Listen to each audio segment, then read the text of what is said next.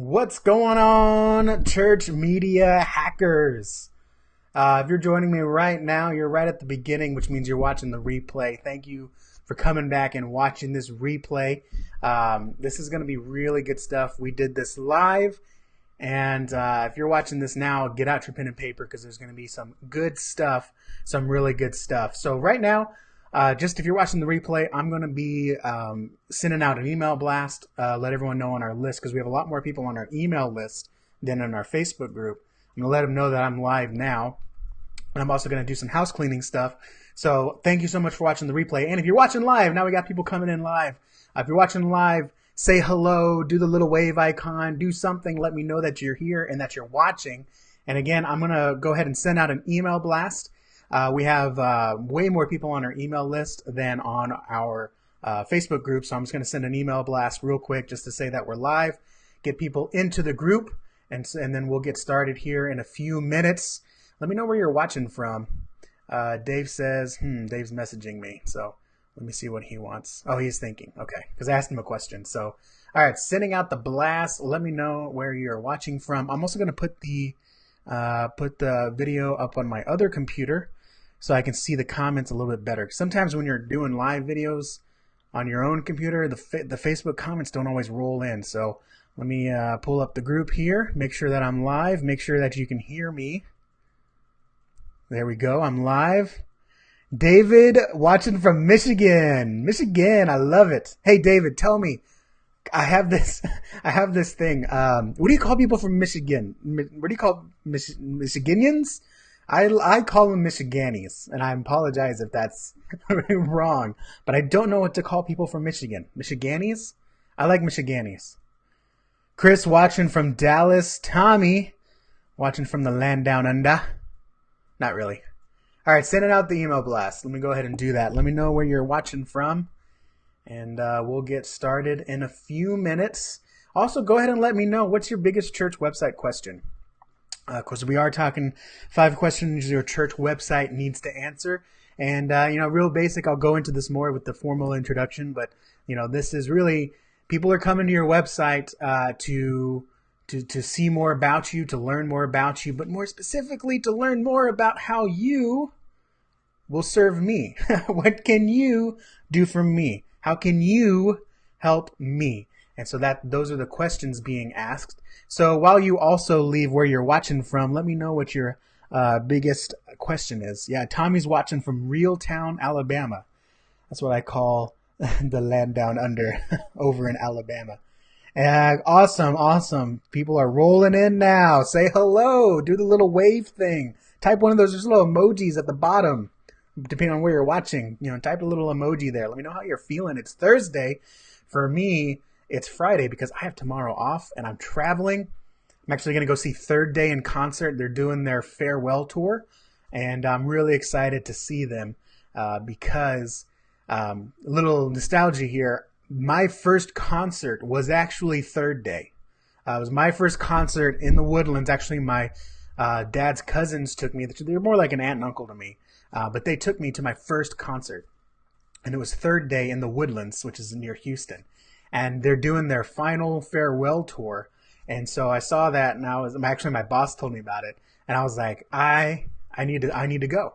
And Jill is turning 5. Her birthday is also coming up. And I was like, that'd be a perfect birthday present, and kind of a little nostalgic because my first concert was Third Day, and now I can take her, and her first concert will be Third Day. She's much younger though. I saw it in middle school.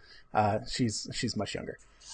Dave said his was the Allies. When was that, Dave? 1940, 1945? If you can tell what drink this is my kryptonite. Let me know in the comments as well. Chris, you've never been to a concert? Chris, you've never been to... We're going to go to a concert when I go up there. When I go up there, we are going to go see a concert. And, okay, so I'm going to pull the comments here on my other computer here. I have 2 computers, one screen here, one screen here. That way I don't have to turn my head and you're seeing my ear every time I want to check. Jonathan from Portland. What's up, Jonathan? Dave said, aren't Michiganders male northern geese? Maybe. I call him Michigan. I like Michigan. Chris, David, did you answer? What do you call people from Michigan? Who? Where? Yeah. Okay. Michiganders. That's what you said. Cool, man. Michiganders. I like Michiganis. It's just you can't say Michiganis without smiling, but Michiganders will do. Lance Lance says first concert was the Beach Boys in 1985. Woo! Awesome. Tommy says Jethro Tull, Frankfurt, Germany. That's awesome. That's on my list. That's on my bucket list. I actually have a cousin in Frankfurt. He's stationed over there, and he keeps wanting us to come over. But you know what? The airlines just won't let the Nava family fly all at the same time. They won't let us on the airlines. It's like they're wise to us. All right. Let's see. We've given people about 7 minutes here, so we'll start real soon. Thank you so much, everyone, for watching.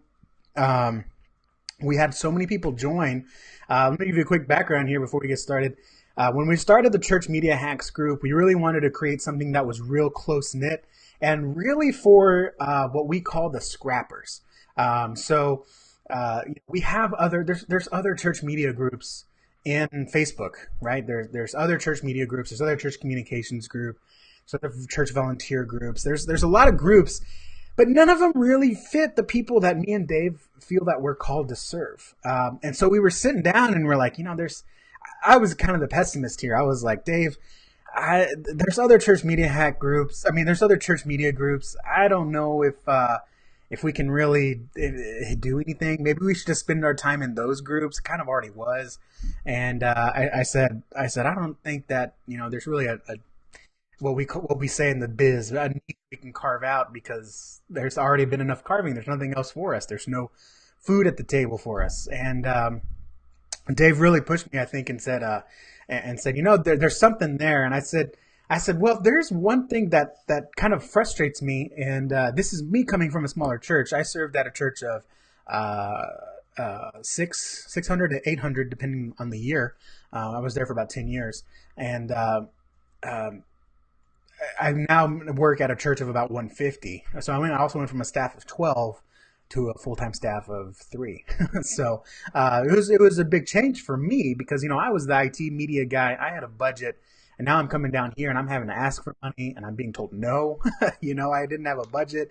It was very hard to do. And so, when I was scrolling through these groups, a lot of the questions that were being asked and a lot of the answers that were being given were, go buy this $2,000 camera, subscribe to this $2,000 a year subscription, or use this tool. And it was a little daunting because there was things that I wanted that I couldn't really do. And so I told Dave, you know what?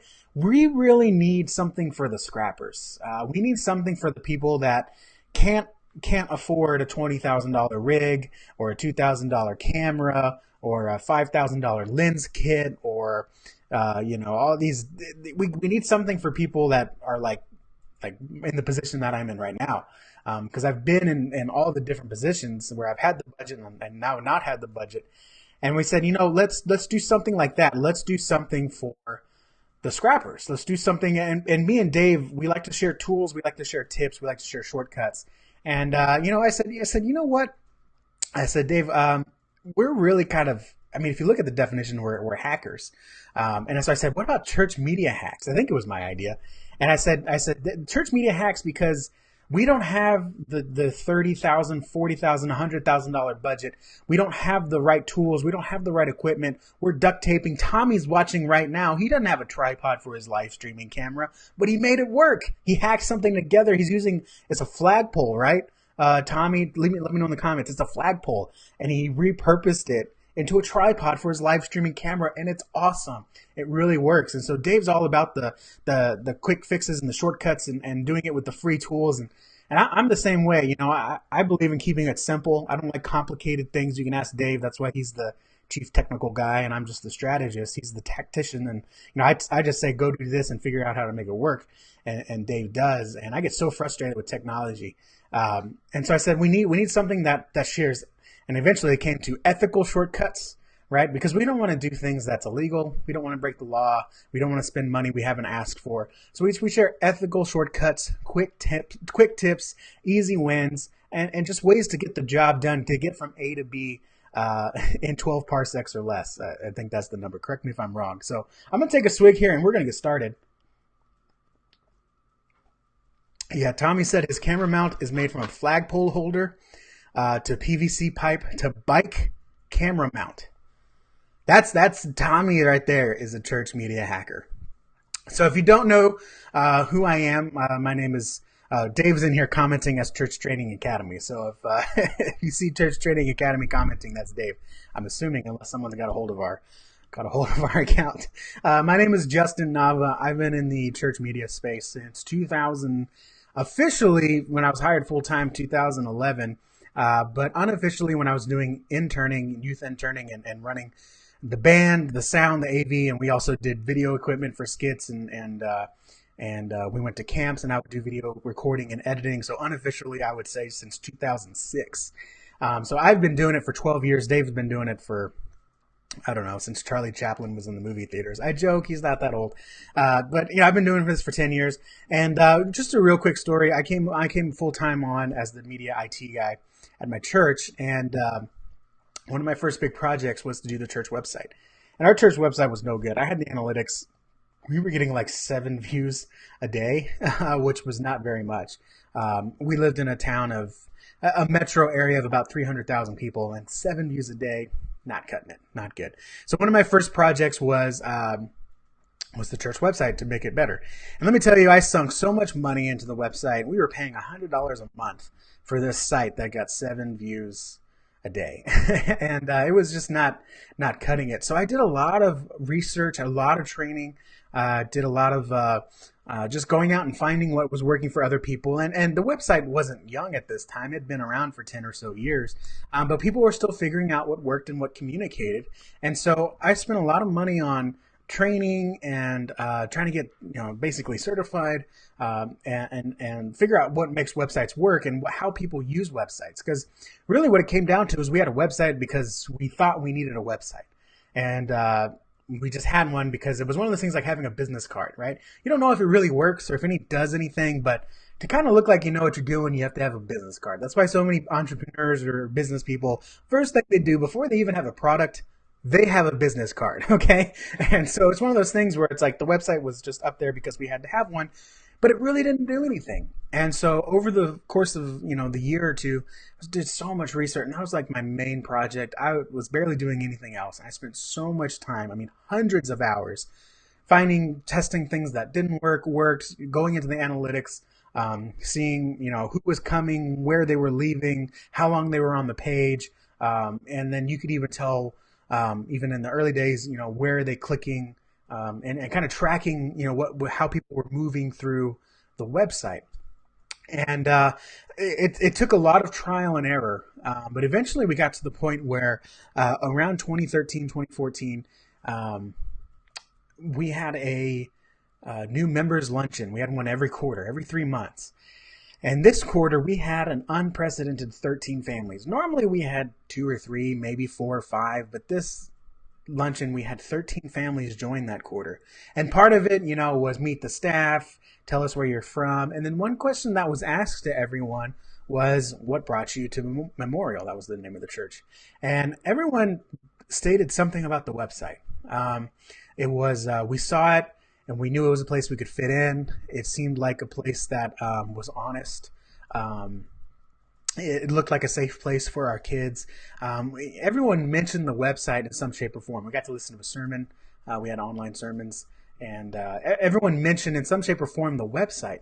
And that kind of really, God spoke to me at that moment. And I was kind of like, oh, this is something good. This is a thing that is happening. And I kind of wrote some things here. I saw it and felt it was for me. We felt comfortable making a first visit here. It looked like we would fit in. All these things, let me know. Type yes in the comments. Is that something you want from your website? Because if it's not, this training is not really for you. If you want people to see your website, your church website, type yes. I saw it and felt that it was for me. Do you want people to think of that on your website? We felt comfortable making a first visit there. If you want people to see your church website and see that and say that, let me know. And it looked like we could fit in. If you want people to say that when they see your website, type yes in the comments. Just let me know that you're paying attention here. And so there's a little bit of delay. I'll give you a few minutes here. So I knew I was onto something. And actually, when our pastor left that church, when he left, yes, the yeses are starting to come in. Thanks, Chris, Tommy, Dave, and Tommy again. Yes, that's absolutely something we want from our website. And so the pastor left. He went on to serve at another church, and he was like, I need you to do our website, because their website was kind of in the same boat. It was not bringing people in. It was a picture of a building and some information about fellowship groups or something like that. So I did their church website for them. And actually, I can't take all the credit. I will not. In fact, I will not take the credit.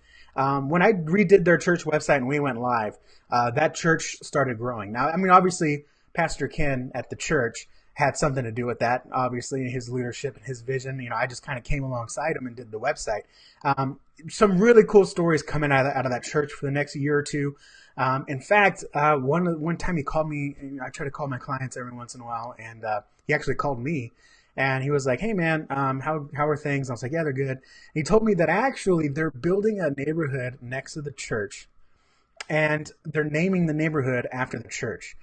So it was like, normally the neighborhood builds and the church moves in. It's kind of a neighborhood church. Well, the neighborhood actually came after the church, and they called it the Overlook, the Bethel Overlook, or something like that.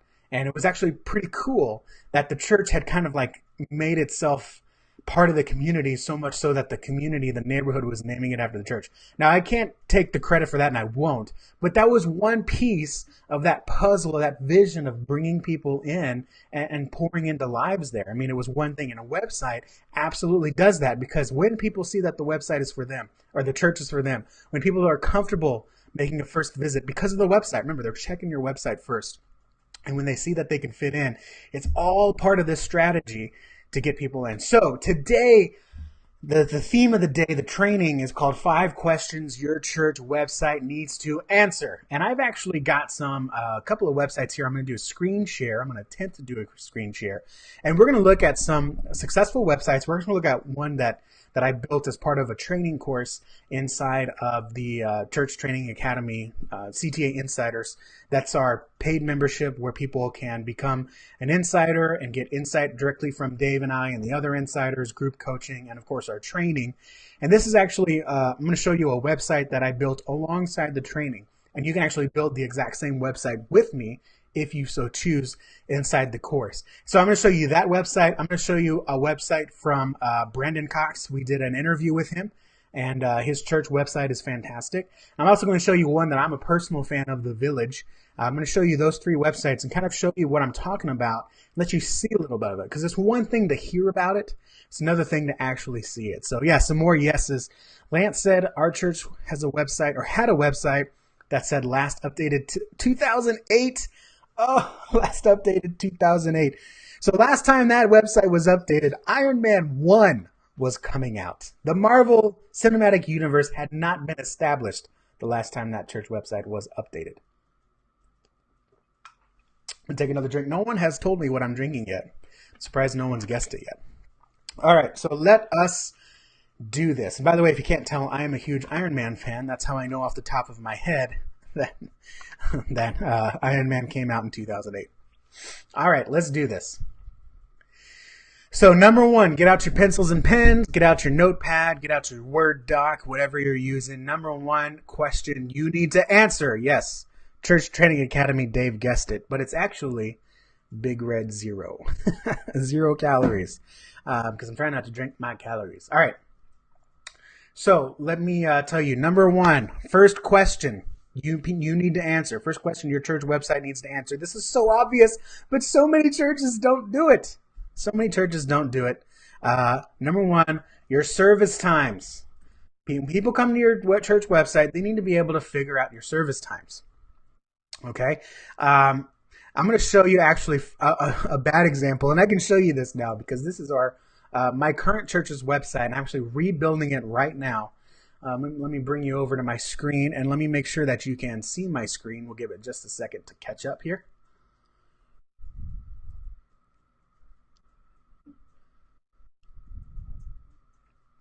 No, you're not. There we go. Okay, you can see my screen now. Awesome. So this is my current church's website, and when you first come here, you see a couple of, first of all, there's a slider. That's gone. That's going away. But actually, when you want to see the service times, you're kind of looking around, and it's really easy. And in fact, down here, or the hours operations, it's really easy to miss the service times. The scroll is also really weird. Sorry about that. It's actually right here in this teeny tiny little yellow box. Very easy to miss. So it's there, but your service times need to be obvious, guys. Your service times need to be obvious. So check it out. So first I'm going to show you the website that we built here. And this is this is all stock photo. This is not a real church down here. This is a website we built together as part of the Ultimate Church website blueprint course inside of the Church Training Academy. And you'll notice right here, big and bold, Sundays at 11 a.m. That is when the service is. Very obvious. Grace Hills. This is Grace Hills. This is Brandon Cox Church. We're saving a seat for you. Written right here, bold, 9 and 10:45, obviously in the AM, right? And then of course at the Village, they take a little bit of a different approach, but it's very obvious. When I came here and I needed to click on it, I thought, oh great, I got to click a button. Then where's it going to be? Boom, right there in front of you. Sorry if you're wearing headphones and I yelled too loud. All the different service times and locations, okay? Really, really good stuff. So very obvious here. Number one question you need to answer, service times. Get your service times there on the homepage and make it obvious. And don't be afraid to repeat it. You know, if this was a homepage, this would be fine. You know, nice hero image with text, and you know, you can still see the service times here at the bottom with a very minimal, very little scroll. That's okay too if you want to put your service times slightly below your hero image. Okay? Do not forget your service times. Now don't check out, because we're starting with the obvious and we're going to get into the less obvious. So yes, I know service times, obviously, yes, but Justin, you're teaching nothing here. Calm down, guys. Stay with me, okay? Number two, we're going to move real fast on the first couple because they're kind of obvious, but so many churches still miss it, including my own. Number two thing you need to put on the website, location. Put it on the website. Put your location there, your address, put a map. I'm going to show you a couple different ways to do this as well. So check this out. We're going to start with Grace Hills here because they do a really good job at it. Location, they put their address right here in the website. And actually, if you click on it, I think it opens a map. Yes, it does. Look at that. Beautiful. Okay. Location right here. Same thing with the Village. When you select a service, you can see all of their locations, and then I think you can click and actually see more information about that specific campus. Okay, directions, you got a nice little button right there. And then, of course, if we go here, this one does a little bit different. I would do it again a little bit differently, but here the location's at the bottom of every page. Here in what we call the footer, it's at the bottom of the website. It's on every page, and of course, you could, if you did it the second way with the service times at the bottom, you can do the excuse me, my wife's calling here. You can do the location here at the bottom with the service times if you were to do a homepage like this. Okay, guys? Location, very key. They can't tell you how many times people look for a website and they're like, I like this place, but where is it? And then I got to go to Google Maps. Then I got to find where it is in Google Maps. Then I'm like, what's the name of the church again? Is it Eagleton or Eagle something? And so I have to go back to this page. It's very frustrating. People are going to say, forget about it. I'm just not going to go. Believe it or not, that happens every week. Someone's not going to a church because a website is too difficult to use. So secret number two, put your location on your website. Put it obvious. Make it obvious. Okay, so number one, service times. Number two, location. If you've already done this, now we're going to actually get into a little bit of the what you may not be thinking. Okay, so let me check this here. Our church is rather hidden, map and footer on every page is a good idea, says Chris. Yes, very good idea. So that way, when they get to the bottom of the page, even if they don't click on it right then, they know it's at the bottom of the page. Okay, so now we're going to get into the less obvious here. Number three answer you need to, or excuse me, number three question you need to answer. First is, when do you meet? Second is, where are you located? Number three, what is going to happen on Sundays? That's right, your church website needs to include what to expect on Sundays. I have this thing called the mother-in-law test. And this is, I picture my mother-in-law, who's not a Christian. I picture her in a time when she's looking for a church, and I picture her using my church website. And I picture good old mother-in-law Brandy. Can she know what to expect on Sundays? Because she hasn't crossed the threshold of a church in decades. And so she's still holding an old view, an old traditionalist view probably of what church is. And not only that, small town church. You know, now she's in Houston. There's all kinds of churches around her, but she probably has no idea what's going on in church nowadays. So I want to make sure that she's taken care of. And there are thousands of people searching for churches every month. In my hometown right now of 70,000 people, there's about 1,000 church-related searches every month. People looking for churches, people looking for ministries, people asking about churches, 1,000 a month in a town of 70,000. So if you're in a bigger town or a bigger area, that was just our town. Our actual area has like 500,000 people. But our little town just has 1,000. So if you're in a bigger area or part of a bigger area, people are searching. So what to expect on Sunday? That's what you have to answer. So let me show you some examples here. First, I'm going to show you the demo site here. So as soon as they land on the page, they're asked to plan a visit. Okay, very simple here. Find out how you'll fit in. Remember, that's the key here. Am I going to fit in? Okay. And then, of course, we have the service times and location. Just, plan a visit. And then we have a nice little section here of what to expect. Dress code, music and preaching. Look at the kinds of people that are going to be here. Okay. It's maybe a Hispanic church. I don't know. This guy's kind of white, so it looks like they accept, a few different people. There's some older people in the background. I may be able to fit in here. It's got it's well kept. Looks nice. Chairs look comfy. No hard wooden pews. Not holding that against you. But that's what people are going to be thinking when they see pictures of your church in this what to expect section. We'll get to that stuff later. Let me show you let me actually show you the village here. So come to a service. Let's say we want to go to the Dallas campus. And right here you can see, look, they got a little preview of service. They tell you when you need to get there. Where do I park? What should I wear? They tell you the ministries. This is kind of a big page here. But automatically I'm learning what to expect. And of course, if I go to Graceway, what to expect, Grace Hills, what to expect. This tells me a little bit more about the people here. Yes, we are a mess. Okay, and then what to expect. Nice people, casual atmosphere, practical teaching, safe environment for kids. That's huge.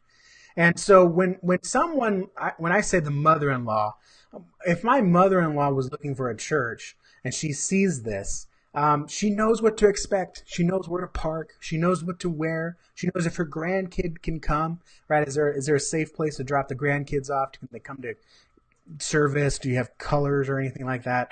All these questions are questions in her mind. And here's the deal. If she doesn't know what to expect, she's going to bounce out. Okay, quite honestly. It's just one of those things. Okay, not everyone is a super go at it extrovert. Ooh, my fire drill just beeped or whatever. I think the battery is low. Not everyone is like, yeah, let's go get them and find new experiences. People are actively looking for a reason. Even when the Spirit calls them. You know this. You've felt this. When the Spirit calls you to do something, you're looking for a way out. God, I can't do that. God, I can't see that. God, don't have time for that. When the Spirit's calling lost people, guys, when it's calling your mother-in-law or my mother-in-law, they're looking for a reason out, okay? And so you need to destroy all those barriers, make the barrier of entry very minimal, and tell them what to expect. Where can I park? Where can I take my kids? And Tommy says, if you're getting information that you need to grow your church, please click on the like button. Oh, yeah. Tommy says, click the like button. If you like what you're hearing, click the like button. Woo! Yeah, look at that. People are clicking like and love. That's awesome, guys. It's very encouraging. So what to expect? What is going to happen on Sunday? Include that. That is one question people are asking. Okay, thank you for that, Tommy. So yeah, does this make any sense? I actually want more than a like question. If you have, man, that's gonna stink. I'm sorry, guys. My fire thing's going, battery's low. Just decided to do that. If this is helping you, if this is making sense, we're talking about what to expect, answering these questions. Tell me yes. If you have another question, leave it in the comment, and I might answer it now or at the end of this here. But I'm going to go on to question number 4. Question number 4. When people are looking for your church, they're looking at your church website. Number 4 question: will I fit in? Are there people like me? Am I going to be comfortable here? This is the number 4 question your church website needs to answer.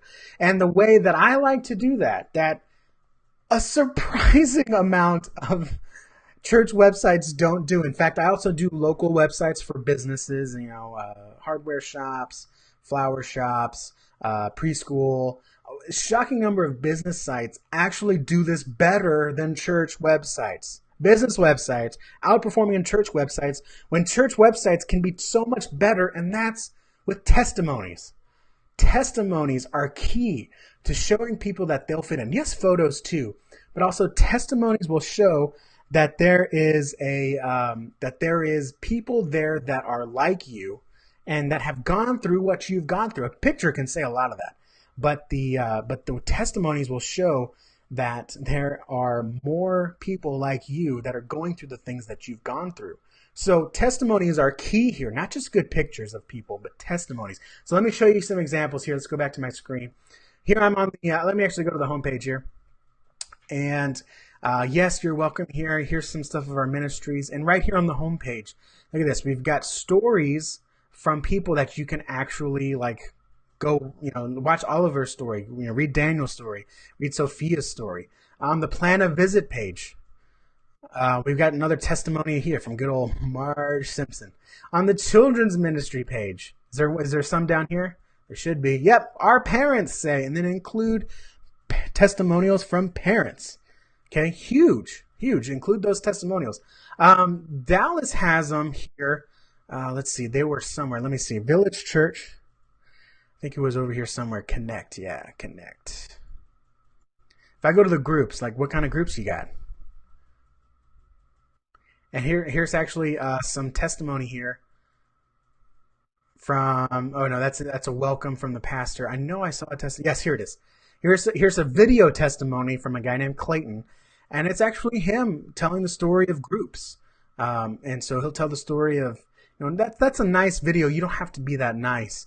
I don't recall seeing any on Grace Hills, unfortunately. There's probably some on their Instagram account if you clicked out to go see that. But so you can do just quick, one-line testimonials here, or you could do a video if you have any videos prepared.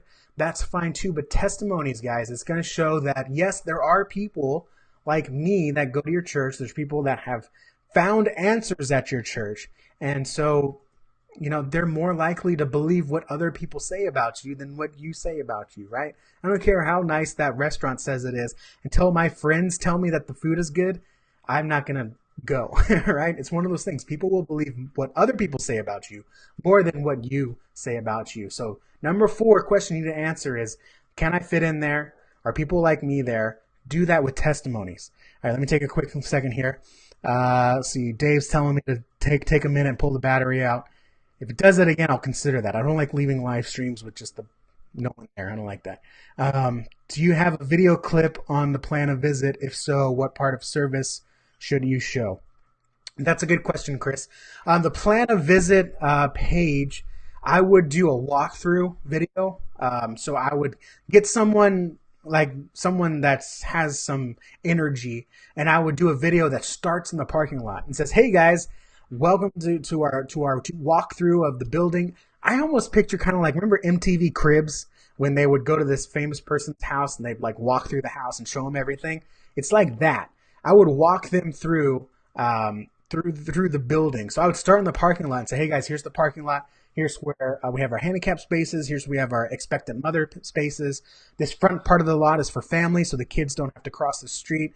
If you, and the older people who don't want to walk as far, and the rest of the parking lot, we have these spaces for visitors. You're going to walk in this entrance. Kids area is over here. Let me show you the kids area." And, go show them the kids stuff, highlight the toys, highlight the security, then take them to the youth area, take them to the sanctuary, take them to the classrooms. I would kind of do a walkthrough, kind of like that. And unfortunately, the video that I love to use to demo this idea was from Dallas Theological Seminary. They did it with their dorms, and it was wonderful. And then they took the video down, and now they just have an old guy talking about how great the dorms are. No, use the walkthrough. So that's what I would do for that. Chris says when people are there or not there. I would do it when they're not there. Do it when they're not there. That way you don't have to worry about disruptions or people picking their nose in the background. Just walk through so they can see where everything is. and you can highlight the different things. You can do B-roll with people there. That's what I would do. All right. Number five question that you need to answer, secret that you need to answer. My wife's calling me again. She's just out of town. She doesn't know I'm doing this training. Let me take a quick moment here and just text her that I am doing a training here. Training live. Cool. All right, number five that you need to do. Number five question that you need to answer when people come to your website. And this one isn't so much a question. It's more like you're asking the question and they're going to answer it for you, okay? Number five question is you're going to ask, or you're going to give them a way to ask, can you make special accommodations? Can I ask a question? And you're going to do this with contact forms, okay? Now, this one, again, businesses do so well with, and this is where my secular business website training comes in handy so much, is contact form, guys. You will not believe how many times someone wants to ask a question. Do you have a wheelchair ramp? Do you have assisted listening? Do you have peanut-free zones? I don't know. People want to ask these questions, and there's very little space on the website. And yes, there is a contact page. Most places have contact pages, but you know what? People don't use them because they know it goes to a receptionist, goes to a general mailbox answered by some intern or volunteer, and they won't get the answer they need. Very few people will use a contact page if they have a specific question. And so tip number 5 for you here, if you want to do it as a list, tip number 5 is to include a contact form on every page. Okay, now this doesn't have to look that bad. I'm going to show you here. Now, let me show you what most people do. First, most people have a contact page, and contact pages are important. It's nice to have a contact page that kind of summarizes all that stuff. That's not what we're talking about.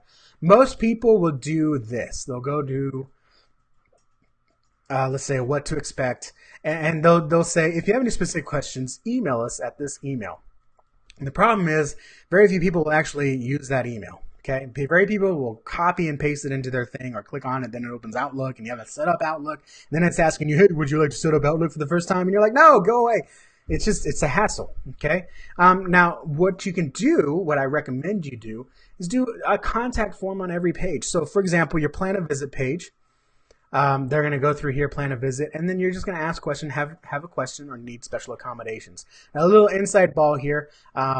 The have special accommodations, I think it's actually law that public universities need to offer special accommodations to every event. Because what I noticed is around the university that I worked at, every poster, whether it's a game night, movie night, some sorority rush or whatever, the bottom of every poster and every TV slide, it said, need special accommodations, email here, or call this number. And I think it's actually law, but I was like, man, that's such a good idea. And so I started using it on my own websites. And believe it or not, people use these contact forms. Let me show you this one again. Have questions or need special accommodations. And you're just going to ask for a name, email, or a message. You can include the phone number if you want. And people will use this. They're going to ask, is the music too loud? They will ask that. Sorry. Do you have, do you not support peanut-free zones, but do you have a place that's peanut-free, right? People will ask those questions. Are you wheelchair accessible? Do you have assisted listening? Do you have translations? Do you have hand signers? People will ask these. It's not just disability questions. It's also, do you have security? What time do I get dropped off? Even if it's just a simple question, they will use these forms. And then you can get a little creative here on the Meet the Staff page. I didn't check this, but I think it's on here. By the way, this is a beautiful Meet the Staff page. Meet one of our pastors. They can actually fill out their name, email, and actually choose which pastor they want to meet with. And the email bypasses the receptionist and goes straight to Pastor Lewis. So huge, so huge. And yeah, Tommy brings a good point here. Since our church is not manned every day, would you suggest that you also tell them that go to your Facebook page and comment their question? No, just put it right here on the website. Because again, if I got to click off and find you on Facebook, and then I got to send you a Facebook message, I don't know who's answering that. Whereas, this one specifically, I know it's going to go to Pastor Lewis or Pastor Ronnie. Just put it right here, super easy, very low barrier of entry. Also, people are starting to wise up. If I send you a Facebook message, now automatically I'm on some marketing email list. And maybe they know churches aren't on that yet, or some are, but I don't know. It's just put it right here on the page, and you can make it custom tailored. So I don't have to go put a comment. And that's also what you don't want. You don't want to put a verse out there, right? Love the Lord your God with all your heart, soul, mind, and strength. And then someone comments on it, my daughter can't wipe her booty. Can you do that for her in preschool? Like, that's just use it here. So again, in children's ministry, you can go down here and you'll see a contact page here, contact form, have questions or need special accommodations. So don't make them email someone. That's a barrier of entry like this. Okay. They do it right here on the baptism here. Don't make them go to a contact page that's very general and I'm not comfortable asking a certain question on a general contact page. Here, just put a little form at the bottom of your thing. So this one is very specific for baptism. You do a little contact form here. And then just put a contact form. So that way, number 5, the question you're asking is, or the question you're answering is, do you have any questions? Right? I have a question, and then you can give them an opportunity to ask it. Okay? So there you go. There you have it.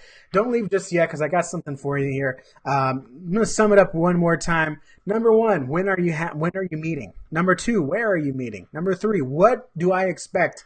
What is going to happen on Sundays? Am I going to feel comfortable here? Number 4, are there people like me? Answer it with some testimonies. And number 5, contact forms. Put contact forms on every page. Don't rely on a general contact form. Don't rely on a general email. Put it right there so when I have that question, I can answer it easily. And I know my example had name, email, phone, and message. Just do name, email, and message. Okay, don't make me think I'm going to have to get a phone call because what is this, 1990? I don't want any phone calls. Okay, guys, let me show you one more thing here. Let me open up my my browser here. I'm going to kind of knock your socks off here. So check this out. Let me go back one more. By the way, did you like this? Throw a like or throw a comment here. Chris said, I appreciate your real life examples. Thank you, Chris. I wasn't planning on doing that, but sometimes these Facebook Lives, they're just a talking head, and they try to do this, like to keep you involved. I want to actually show you what's going on. John says, great info. Thanks, John. Johnny. Thank you so much. Lots of likes and hearts coming in. I love you guys. Okay, so check this out. So this little training here was inspired by this lesson that's inside of Church Training Academy. And this is inside the Ultimate Church website blueprint. Now check this out. So all I did was I kind of came in here. I was kind of like, what am I going to talk about? And I looked at this plan a visit course here. And, I was like, oh, yeah, these are things that people need. Service times, location, what to expect, testimonies, contact forms. This is actually just one part of our Ultimate Church website blueprint. Now check this out, guys. Pay attention here. This is part of our course, the Definitive Church Website Formula, and this was one little section here. Now, I did expand it out into about 20 minutes, but this is just one unit here. Inside of the Church Website Formula, check it out. So, we have the general introduction, find your why, and how do you go. But look at this. Inside this course, I actually walk you through every page that every church website needs. Your home page. It's so important. It's 2 units. Okay, your plan of visit page. You saw mine. You saw Grace Hills. I'm going to take you through your staff page. Believe it or not, guys, staff page is actually the number 2 visited page on a church website. People want to know who your leadership is, and the key is a good staff page. If you don't have a good staff page, people aren't coming to your church. I mean, let's just be honest. Number 5, I go through your ministry pages. What do your ministry pages need? So many people don't come to church because you don't tell me anything about your children's ministry page. I don't visit churches because they have nothing on their children's ministry page. It says, we love Christ and we love your kids. Love to see you at 9:30. Well, guess what? So does every other church. Are your volunteers background checked? I talk about that stuff. Events page. Is it easy for people to find out about what's going on in your church? I answer that here. Sermons page. This one's huge. In fact, it's too huge. I'm probably going to make it in my next training. Number 8, contact us. Event landing pages. What are those? They're the key to getting people to sign up for your events online. Then I go over your giving pages, and there's also a bonus where I talk about search engine optimization, guys. This is the Definitive Church website formula, and you get access to it when you become a CTA Insider. But that's not only it, okay, guys? You get the course, you get all of our training, but you also get a website audit. So when you become a CTA Insider, I will personally look at your website. I'm going to video record me doing it. I'm going to give you a 100% personalized website audit where I go through your website and I say, this is working, this is not working, this is not working, this is not working. Let's fix this. I would fix this. Let's do this. Check the course for this information. I'm 100% personal. Not only that, if you have live streaming, if you do creative videos, promotional videos, Dave is going to look at one of your videos and give you the exact same audit. You also get our Q&A library because every 2 weeks we do a mastermind group coaching. And this is where people go into a Zoom meeting, a video meeting live with me and Dave, kind of like what we're doing here, but you actually get to talk to us because it's a video conference. And we'll actually answer your question live with you there and work with you there. You know, your camera gives this error message. Your cabling is wrong. Your website needs this. Your emails don't look that good. Your social media is boring, or your social media. Your Instagram's great. You're killing it. Your Instagram is lit. Whatever. We'll give you encouragement and we'll actually work with you in that group coaching session. And then you get access to our backlog with the library with the actual videos. And you get access to our Facebook insiders here. So yeah, Tommy says good information, Justin. Hey guys, this Definitive Church website formula here. Let me show you this one more time. The Definitive Church website formula. This is everything you need to know to build a church website the right way or to redesign it the right way. And it is platform agnostic. So you don't have to change platforms. You don't have to sign up for a new one. You don't have to pay any more. You can take your current website and build it just like this. And you get that when you become a CTA Insider. I think all of it together, if you were added together, this would cost like $1,100 or something like that. When you count all our books and all our courses and the mastermind stuff, it's over $1,100. But right now, it's only $27 a month, Dave? Correct me on that. It's something ridiculous. I keep asking him to raise the price, but I think it's still at $27 a month. So I'm gonna leave the URL here. It's Church Training Academy/join. Guys, go there if you want to better yourself, better your website, better your media ministry. Become a CTA Insider. It's never going to be cheap. I think it's even cheaper if you sign up for the year. It's like $300 for the year.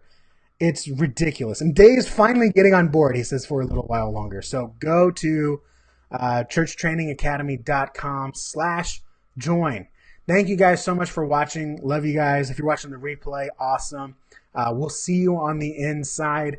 This is great. The Definitive Church website formula. Awesome stuff. If you have any questions, leave them down below because I will go ahead and answer them as we continue on. Love you guys. And of course, as always, if you have any questions or if you find really what we really love to see is people sharing their shortcuts, people sharing their hacks. So by all means, utilize the Church Media Hacks group, comment your stuff. And, me and Dave will help you as much as we can, but our number one focus is the CTA Insiders. So if you want that one-on-one help from me and Dave and the others during the group coaching every 2 weeks, that means sometimes 3 times a month, you're going to get direct access to me, face-to-face to the computer screen, to me and Dave. CTA Insiders, it's not going to be this cheap for long. Thank you guys so much for watching. Leave your questions down below. I'll see you later in the group, and hopefully some of you, I will see you on the inside. Good night, everyone.